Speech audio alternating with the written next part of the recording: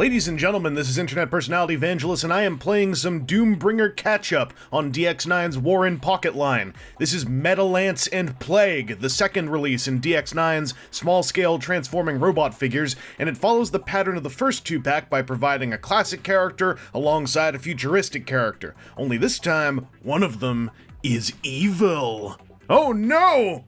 But let's get the boring one out of the way. Medilance is to Gartanel what Ratchet is to Ironhide, that being basically the same body only in white with a light bar and a head crest. I love Gartanel, so I figured this would be a recipe for success, but something is just off. The messy, dirty-hued, not-quite white starts things off on a stumble, and the straight-up, ugly Red Cross paint apps complete that first fall down the staircase with unfortunate aplomb. They look fuzzy and borderline hand-painted in the worst way. There is a light bar on the new piece of vehicle mode tooling, which also has a differently shaped slot for Medilance's differently shaped robot head, and there are windows, which are not quite as messy as the Red Crosses.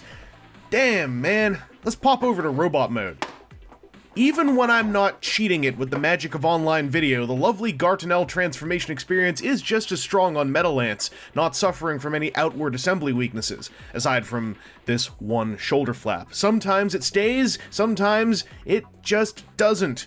Anyway, in robot mode, the dirty white color blends in a little bit more, thanks to the newly revealed silvers and grays, but it's messed up when the brightest part of a Ratchet is his big red pelvis. The head sculpt has a new forehead crest, but is actually otherwise identical to Gartanel's.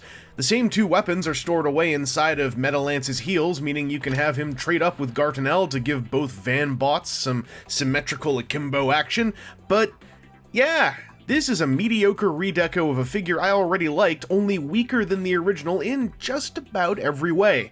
Sorry, buddy. On to the main attraction. Plague, the Seeking Sweep Ship. This guy's got the Torpedo-Like space boat silhouette I'm looking for from such a figure, pairing up a strong shade of blue with a weird shade of bone white. Almost as though the Pantones were sourced from a beat-up G1 Scourge toy. It doesn't look bad, it just doesn't look blue enough either. On the bright side, Plague's got a very clean look from every angle, underside included, and is a nicely sizable thing when compared to Speedoo or Gartanel.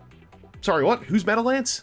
That nice sizability comes in part from the fact that there's a mostly humanoid robot resting within the shell of Plague's wings.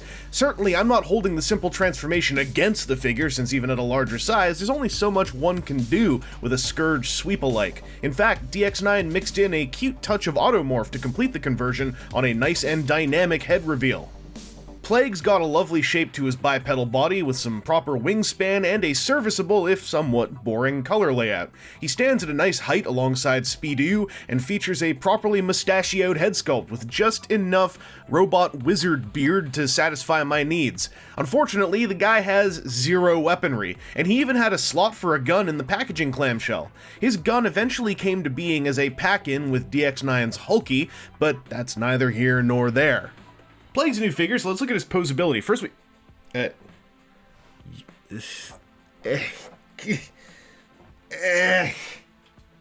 Plague's a new figure in War in Pockets. Let's see how he poses. He's got a ball socket neck, which can nod. It can't really waggle, but it can nod a whole lot.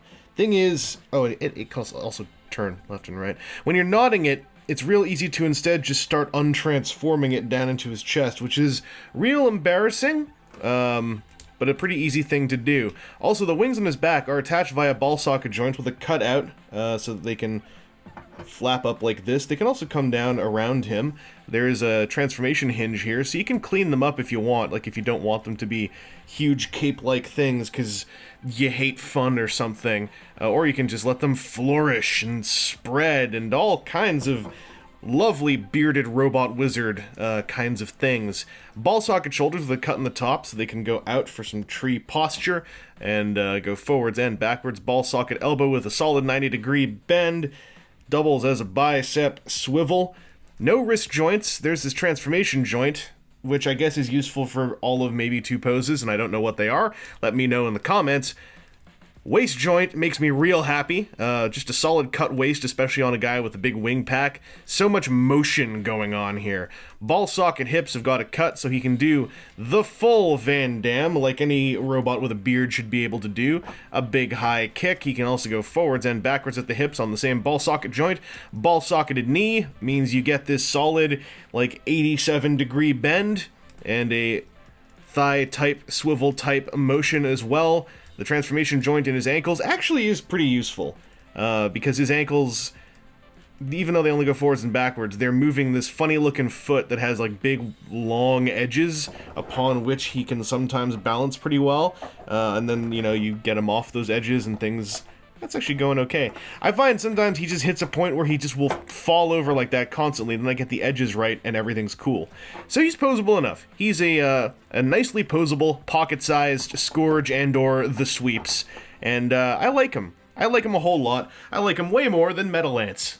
After the strong start of Gartenell and Speedoo's 2-pack, the next War in Pocket release was not a failure, but quite a sophomore stumble on DX9's part.